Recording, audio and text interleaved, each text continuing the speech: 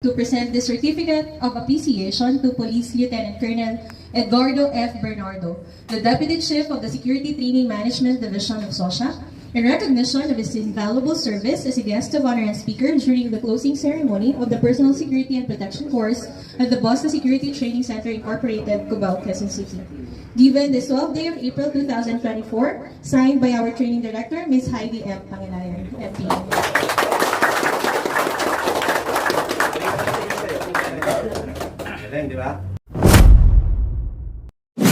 Good morning sa ating lahat mga ka-59 mga ka-bodyguard.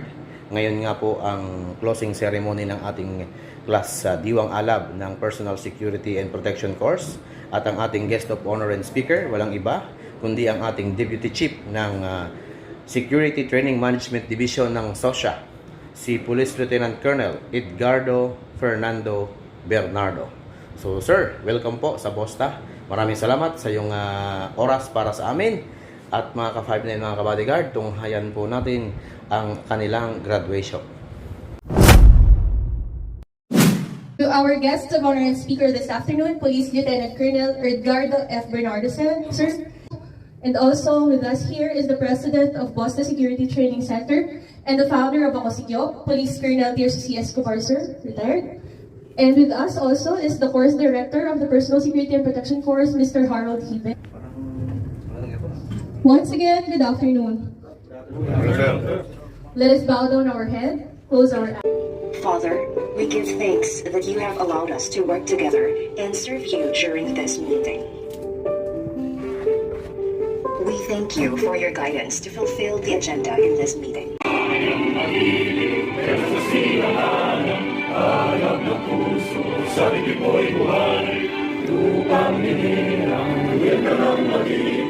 Sa manlulupin, kita masisigit sa nagkakatulog sa sinunod sa langit mong lugar.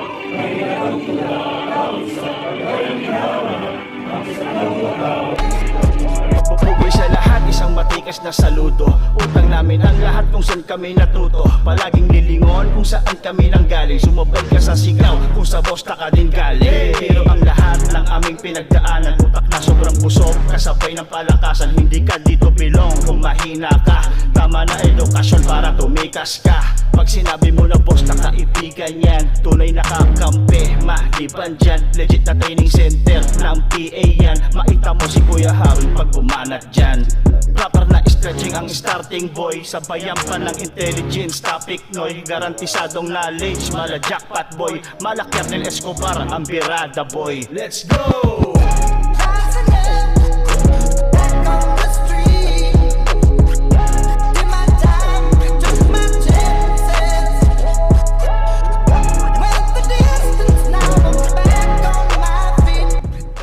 Boston Security Training Center presented the conduct of the bodyguard drill, vehicular counter ambush drill, or four-man detail during the exercise of the Personal Security and Protection Course Batch 26 2024, Diwang Alab.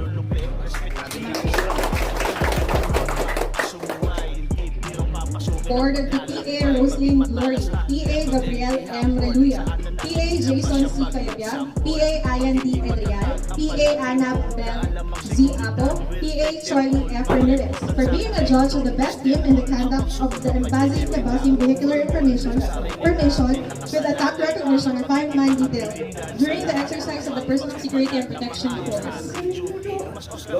Given this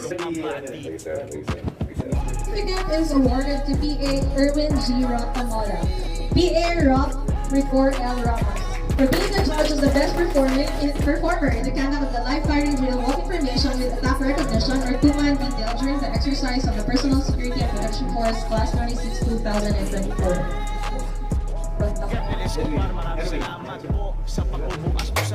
Certificate of recognition is hereby awarded to PA Erwin A. Prado for being a judge as best in firing or top gun of the class in the conclusion of the Personal Security and Protection Course Class 26 2024. given this 12th day of April 2024 at Bosca Security Training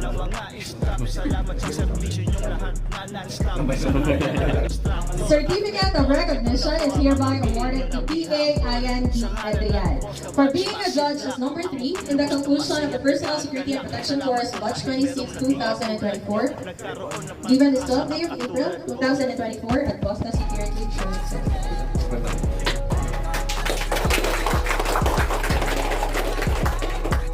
Of the Personal Security and Protection Course Batch 26, 2024 or April 2024 at Bosca Security Training Center.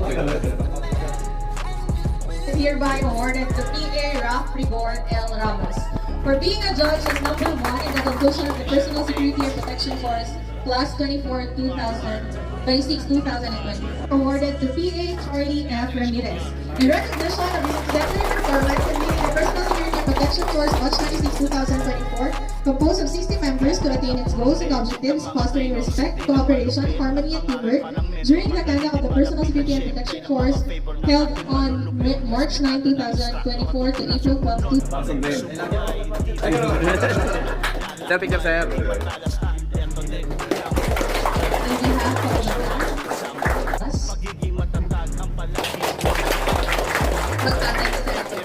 to present the certificate of appreciation to Police Lieutenant Colonel Eduardo F. Bernardo, the Deputy Chief of the Security Training Management Division of SOSHA, in recognition of his invaluable service as a guest of honor and speaker during the closing ceremony of the Personal Security and Protection Course at the Bosca Security Training Center Incorporated, Cubao, Quezon City.